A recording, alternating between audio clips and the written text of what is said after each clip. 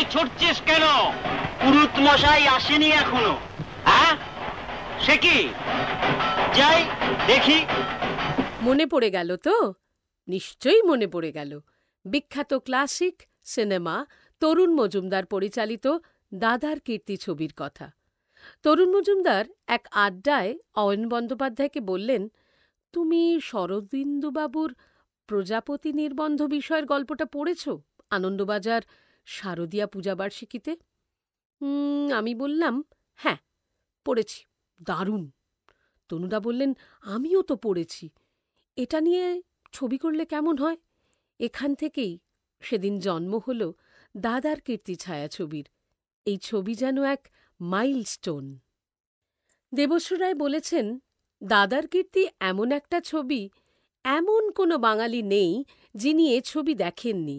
দাদার কীর্তি ছবি থেকেই তাঁর দেবশ্রী রায় নামটা রাখা হয়েছিল। যেহেতু ইউনিটে তিনি সবার ছোট ছিলেন, তাই আউটডোরে অনুপ কুমার, কালীবাবু আরও সবাই খুব ভূতের ভয় দেখাতেন।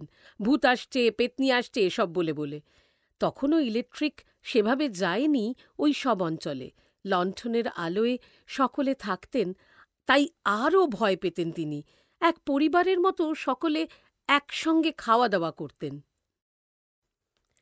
ছবিতে কৌশিক বন্দ্যোপাধ্যায় মৌহার হবু বর, অর্থাৎ সরস্বতীর সাথে তাঁর সম্বন্ধ হয়।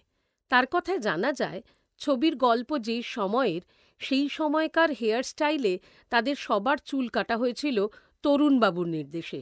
তাপস পালকে একদিন সারাদিন সকাল থেকে সন্ধে তরুণবাবু ওর অফিসে শুধু বসিয়ে রেখেছিলেন। তাপসের চোখ, অভিব্যক্তিগুলো দেখে তরুণ মজুমদারের জহুরির চোখ বুঝতে পারেন কেদারের চরিত্রটা ওর থেকে ভালো আর কেউ করতে পারবে না।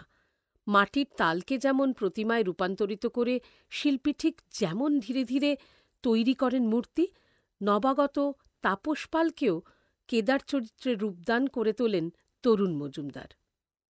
মৌহা রায়চৌধুরী ছিলেন সরস্বতীর ভূমিকায়। চরিত্রটার মধ্যে এমনভাবে ঢুকে গিয়েছিলেন যে চরণ ধরিতে দিও গো আমারে গাওয়ার শটের পরেও তিনি কেঁদেই চলেছেন পিয়ানোর ওপর।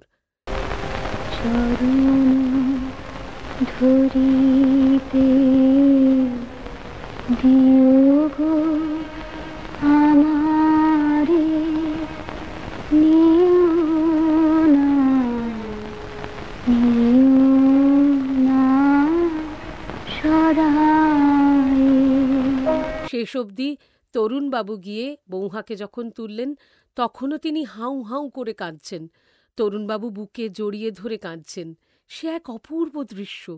কত বড় অভিনেত্রী হলে এইভাবে চরিত্রের মধ্যে ঢুকে যেতে পারেন। দাদার কীর্তি যেদিন রিলিজ করেছিল, ভারতী সিনেমায় প্রিমিয়ার ছিল। সেখানে উৎপল দত্ত সিনেমাটা দেখতে এসেছিলেন। যখন সিনেমাটা শেষ হল, উৎপল দত্ত বেরিয়ে এসে কালী ব্যানার্জির দিকে তাকিয়ে বললেন, উফ, এই মানুষটা কি কোনোদিনও খারাপ অভিনয় করবে না? সত্যজিৎ রায় তরুণ মজুমদার প্রসঙ্গে বলেছিলেন, বাংলার সেরা বুদ্ধিদীপ্ত পরিচালক। তরুণ মজুমদার তার নিজের ছবি প্রসঙ্গে বলছেন, আমি বরাবরই ভীষণ আটপৌরে জীবন পছন্দ করি। আমার কাছে প্রেমটাও খুব আটপৌরে।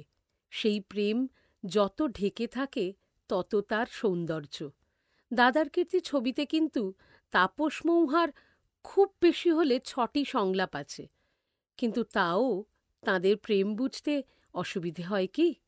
শরীর সর্বস্ব প্রেম দেখানোর দরকার নেই তো। আর আমার ছবিতে কখনো কোনো ভিলেন আসেনি, পরিবেশ পরিস্থিতি ভিলেন হয়েছে। শিমুলতলার সেই বাড়ি, সরস্বতী বিনির ঝোলা বিনুনি, দেওর বৌদির চিরন্তন মধুর সম্পর্ক, সরস্বতী পুজো, বিজয়ের প্রণাম থেকে বসন্তোৎসব, সব মিলিয়ে মজে গেছিল বাঙালি। শুনতে থাকুন সিনে স্টোরি। আপনাদের সঙ্গে ছিলাম মেঘনা। ফিরে আসব সামনের সপ্তাহে আবার নতুন গল্প নিয়ে।